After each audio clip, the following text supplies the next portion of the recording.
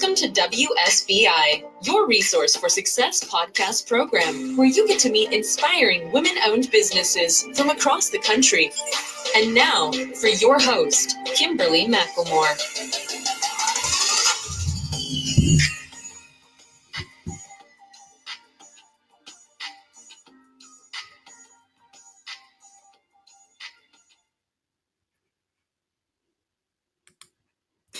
Hello, hello, hello. Welcome to another night of sharing. My name is Kimberly McLemore, and I am your host. And of course, with us, we have Diana George, who is the president of By George Solutions. By George HR Solutions. By George HR Solutions lives through core values and works with companies to ensure they are used daily, transforming employees into valuable resources. Ms. George has worked with global companies with an international presence, such as BOSE and the luxury watch brand Omega. With her leadership, she was able to put together winning teams that contributed positively to their organizations. Diana maintains that integrity is the most vital and strongest trait of any organization.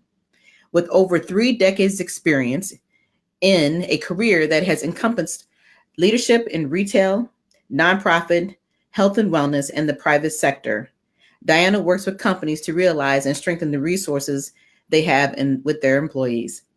Without further ado, let me introduce you and bring on our wonderful guest, Miss Diana George. Hello, hello, hello. How are you this evening? I'm doing good, trying not to mess up my introduction of you. How are you doing? I am doing wonderful. I'm doing great, thank you.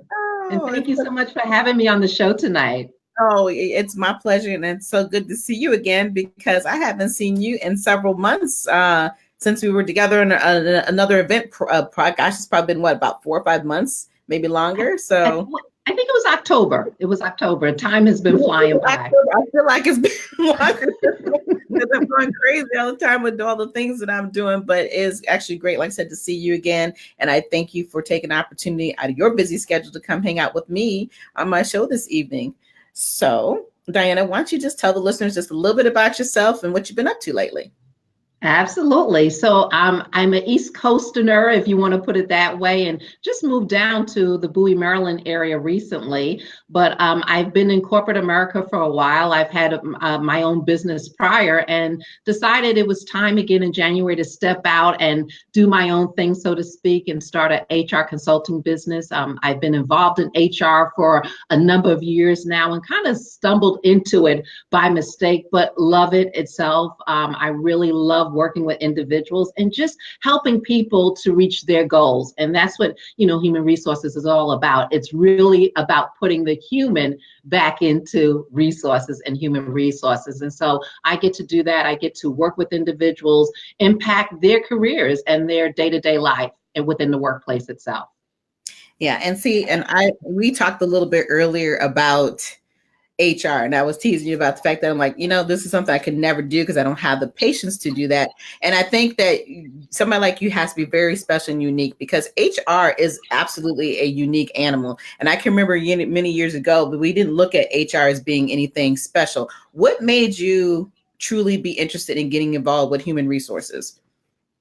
Well, I worked for, as I mentioned, BOSE speakers years ago, and I was a manager in, I was a regional manager for them at some point. I was an operations manager, and then when they started their retail division, I was a manager in one of their stores. And I have to say, I was very, very impressed with the human resource department and really how they challenged us and how they work with us to really put simple things in place that would make us better leaders within the stores that we worked in. And so it was really there that I saw the impact that HR had on an organization, but I really truly understood the impact that I can have with people that I was leading or people that I was managing. So it just became a natural fit for me. I love people. And I think you just said it.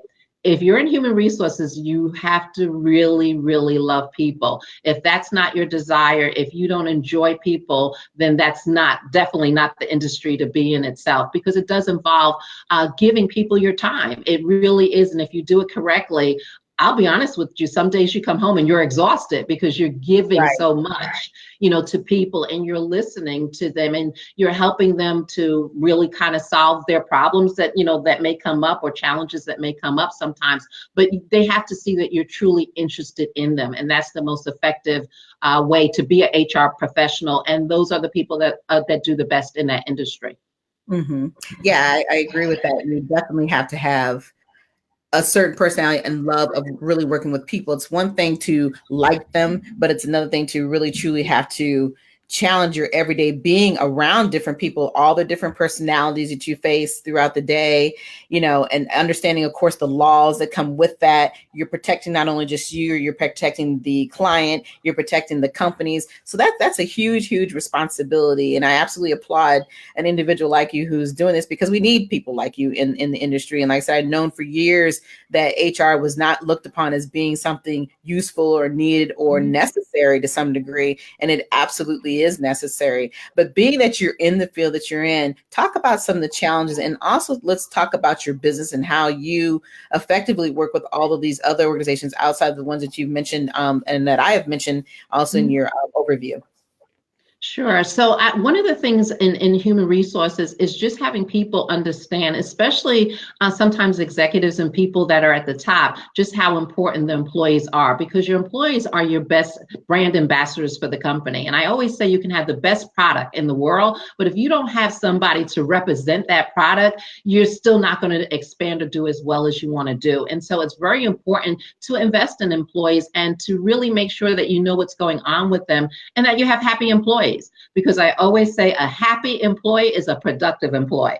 If you have employees that are not happy, to the contrary, you're not going to have production that's there. You're going to have a lot of employee relation issues. You'll have a lot of other things that go on. And so being able to step in and help organizations to understand that itself is very critical.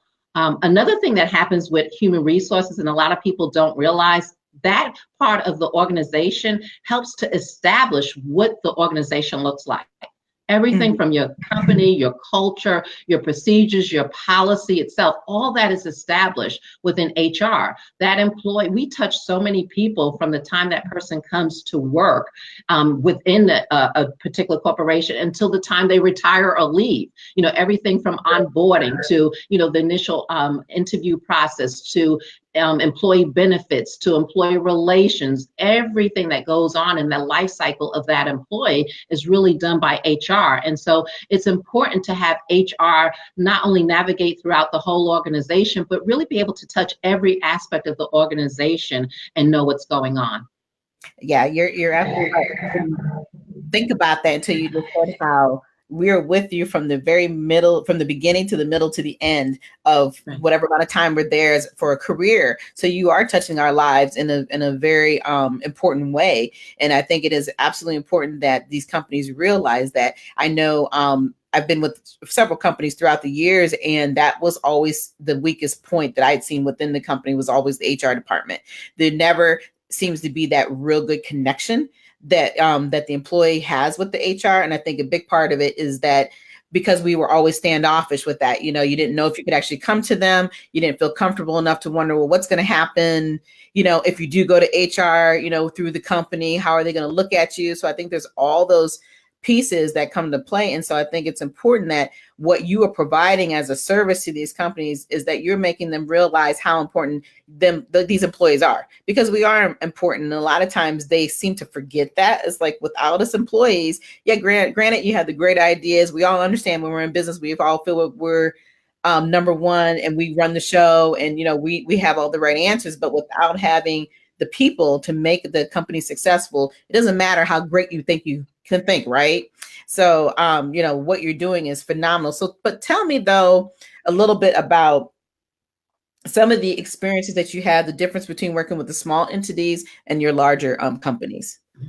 Sure. So when you're working a lot of times, and I've had an opportunity to do both, and I think the biggest difference is when you're working with smaller companies, a lot of times they don't understand the importance of documenting everything from the very beginning. And when I say documenting, I mean their process. So they start out and they have this great idea themselves, and they see themselves starting a business. They see themselves expanding, but they still have everything in their head. And so factually, if they're going to expand the way that they want to, at some point, they're not going to be running every little part of it. There will be employees that they hire to do that. And so if they don't have things written up, how to do it, so far as a job description, or have their company culture written down, then you're at the whim of other people determining that for you.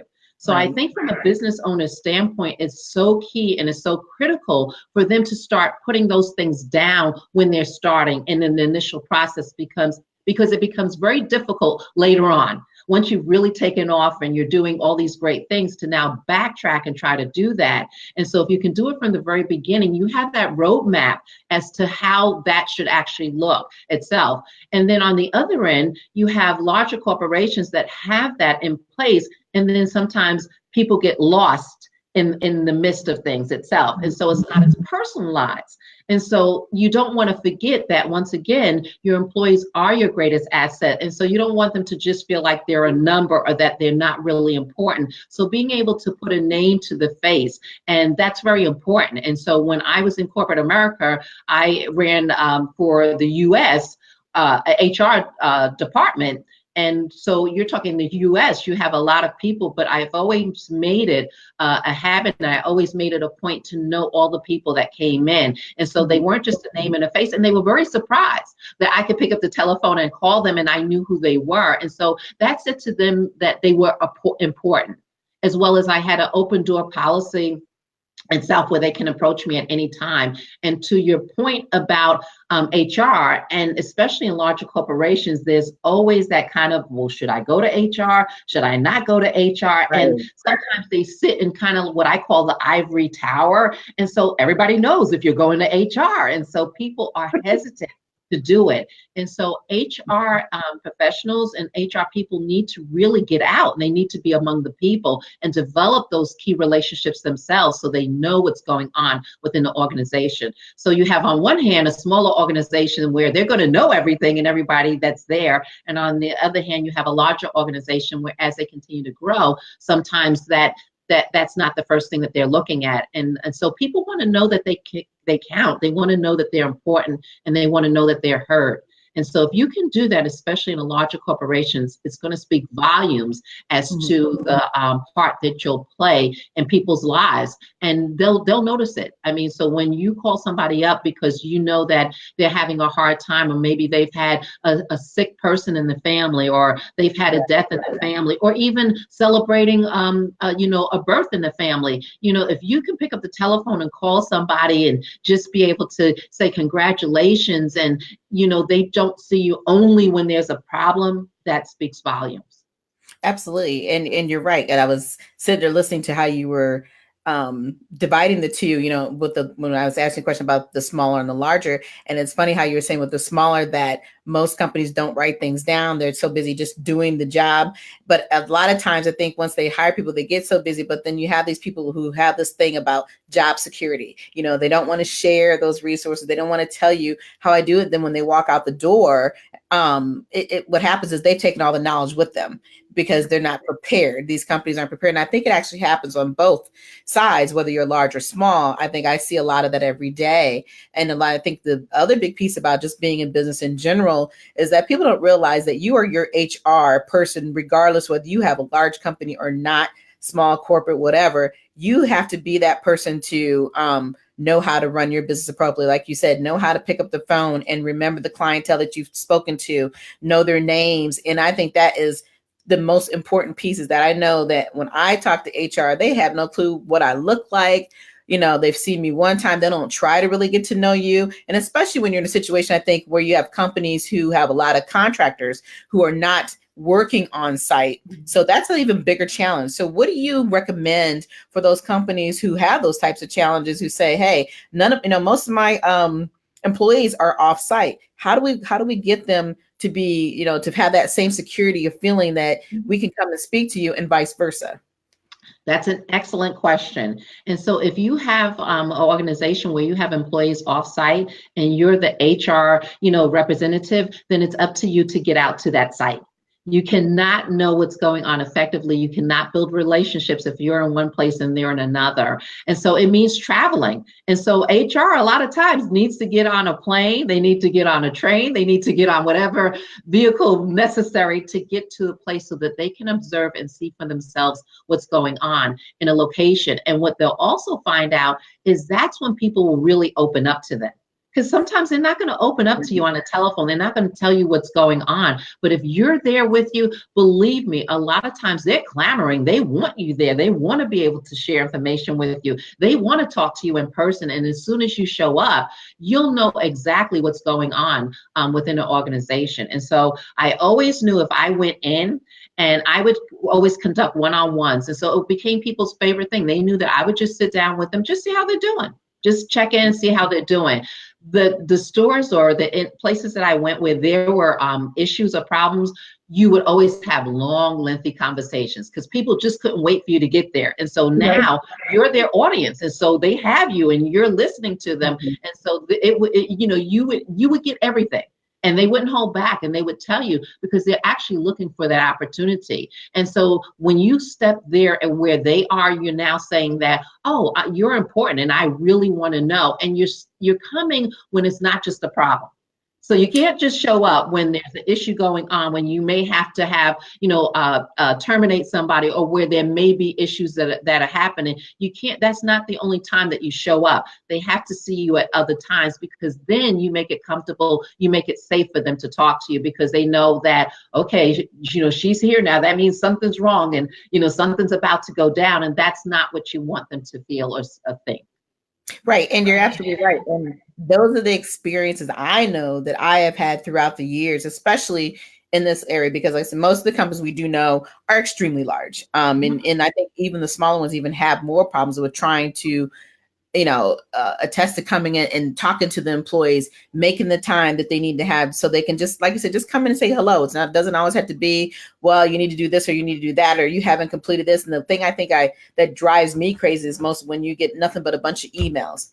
Do this and do that. And if you don't do it this time frame, then you're going to be delinquent, so everything seems like it's a threat versus it being something that is necessary.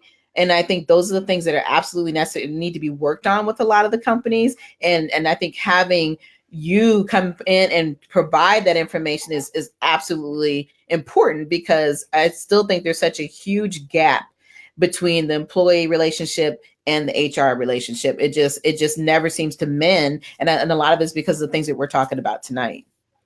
Absolutely. Absolutely. So I guess my next question, though, is that if you were to have another woman or a man come to you and say, look, I really want to open a business, I'm looking into maybe your field, what advice would you give them? I would tell them, well, number one, I would say congratulations, because we need more people, entrepreneurs out there. And I think that people have burning passions and things that they know that they do well and things that they want to do. And so sometimes it's fear that keeps them from stepping out there. So, congratulations. And so I think, doing your research itself, finding out your audience and who you really want to, take this business to itself is really important. And really knowing that you have that product that other people want, because it's all about results at the end of the day. And so you want to be offering somebody some tangible results, something that they want and something that you'll feel good about being able to give them at the end of the day. And doing your research, and then finding other people that are like yourself or even bigger than yourself that you can surround yourself with, because you need that community. And I think that's so important when you step out and decide to be an entrepreneur, is having a community that surrounds you, that you can go to, that's going to be there to support you, and then you support them as well. So it's a give and take type of thing, but that's critical in having that community there. And so I would definitely recommend that itself. And then they have to persevere. It's one of those things that you're going to have good days and you will have not so good days. And so That's right. you have to stand firm in knowing that that's going to happen and not give up when, you don't have those not so good days. But once again, that goes back to your community because you have someone to uplift you, during that time frame. And so that becomes critical itself and making sure that happens. And if you look at all entrepreneurs, they have that perseverance. And you've heard the saying, failure is not an option. And so when you're an entrepreneur and you take a look at all the successful ones, failure was not an option. Regardless of what may happen, you get up, you brush yourself off, and you figure out the way to do it. And it's all about solutions, which there are solutions. And sometimes, you might have to take a look at it from a different angle. You might have to come around from the side or behind, but there is a solution. And so that's what you do as an entrepreneur. You find solutions. Absolutely. And the key word that I heard you say over and over was community.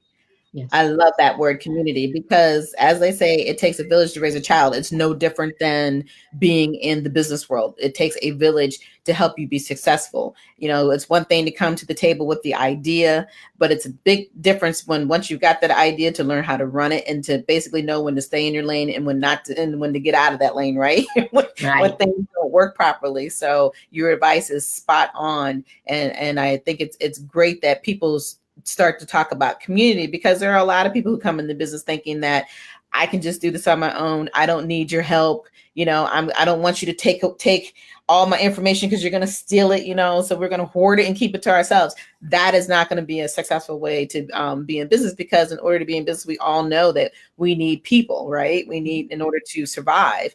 So, I always try to make people understand that when I'm talking to them about small business consulting is that, we're not here to reinvent the wheel. We're here to make it better. Because that's what we do in business. We all think we can do it better for ourselves. So we definitely need our communities in order to make ourselves grow.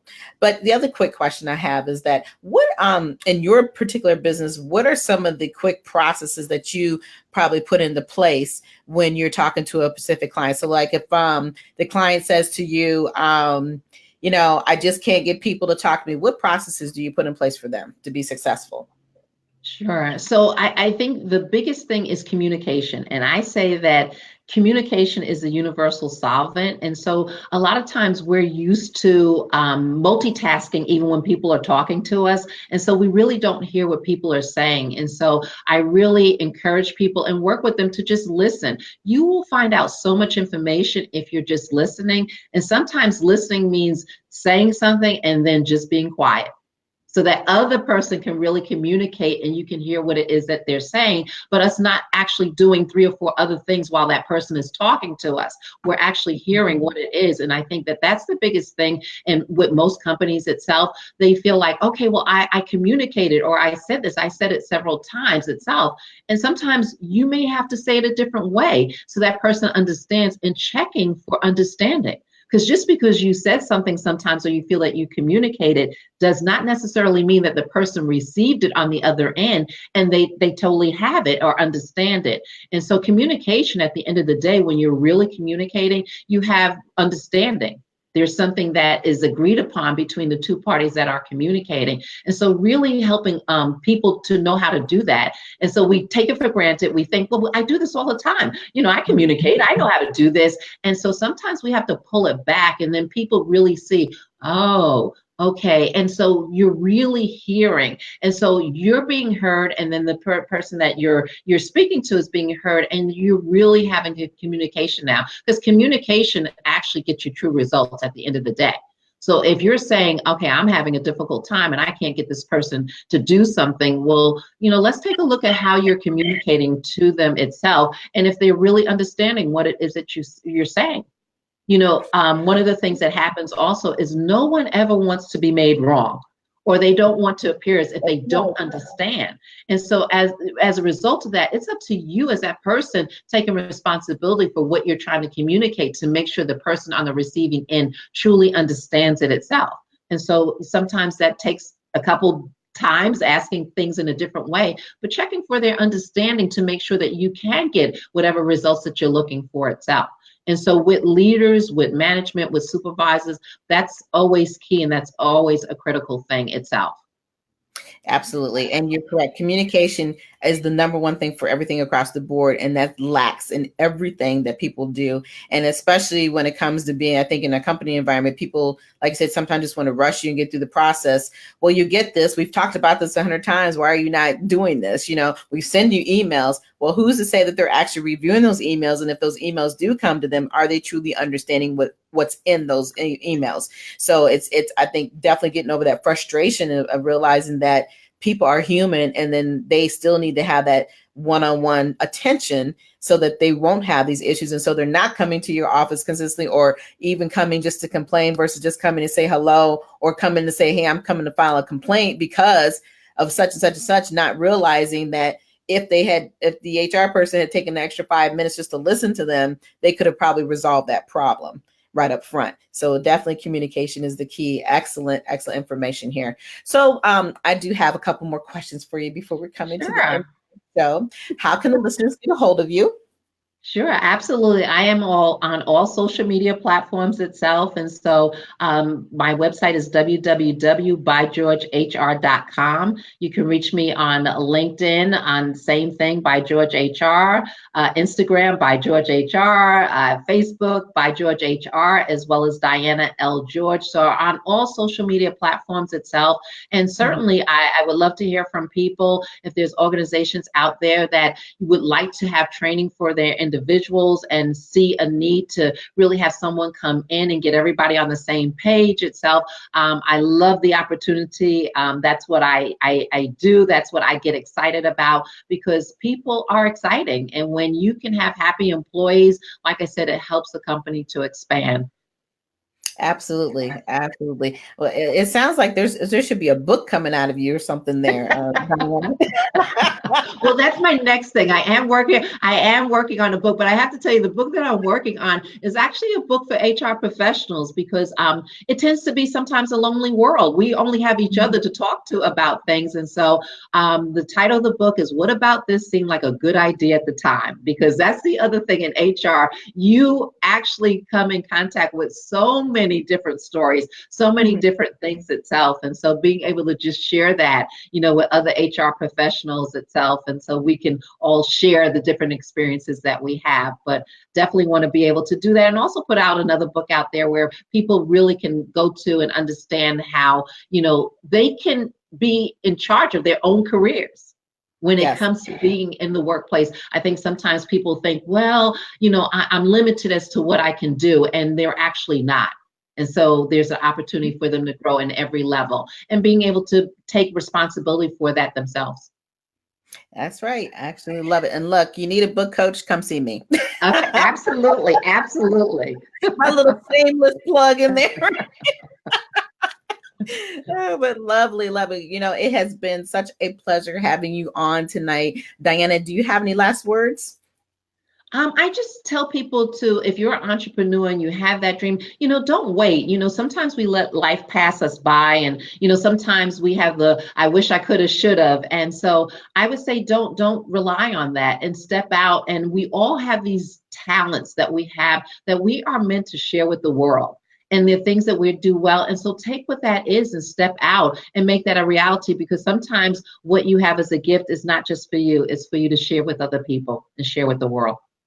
Amen. Absolutely wonderful. Again, thank you for coming on, Diana George. You have been phenomenal. It has been great to see you again. I hope I get to see you soon in the near future. Absolutely. I think there's a holiday party that is coming up soon. There is. I'm going to be the hostess, so I expect to see you there. Absolutely. Bring some friends. Absolutely. All right. Well, thank you again for coming on and sharing your story with us this evening. It has been such a pleasure. Thank you so much, Kimberly. You have a great evening. All right. You too. Thank you, Diana. Okay. Bye-bye. Bye-bye. All right. For everyone else, thank you all for coming in and tuning in tonight on the show. Again, as I said, my name is Kimberly McLemore, and I have been your host for this evening. And for those who may be interested in reaching out to me and would like to be a guest on my show, all you have to do is simply send me a short bio and a logo, of course, and a professional picture of yourself. And you can send it to my email address at Kimberly M. McLemore. Be KMM123MCLEMRE@gmail.com. If you'd like to be a guest in 2019, please, if you're truly interested, get your information to me as soon as possible, because I am filling up very fast for the following year. We're already into April and it is full. So please, if you want to be a guest and you truly are interested in wanting to come on and share your story and tell us about your business, just reach out to me as soon as possible. But until next time, you all have a great evening. And next week is actually a holiday, and so we will not be live here. WSBI will be closed during the Thanksgiving holiday, but we will be returning next week. And I will tell you, the following week we have a phenomenal show coming up. I've got two amazing people coming in. I think that you are going to enjoy for the following week. And we have Kenyon Salo, and then we have another young lady. I'm sorry, my brain is like dying here. But we have two phenomenal guests coming on at the same time the following week on the 29th. So we're going to have an extended show on the 29th because we're going to be missing out on Thanksgiving holiday next week. But enjoy your holiday, and until next time, you all have a phenomenal evening. Take care.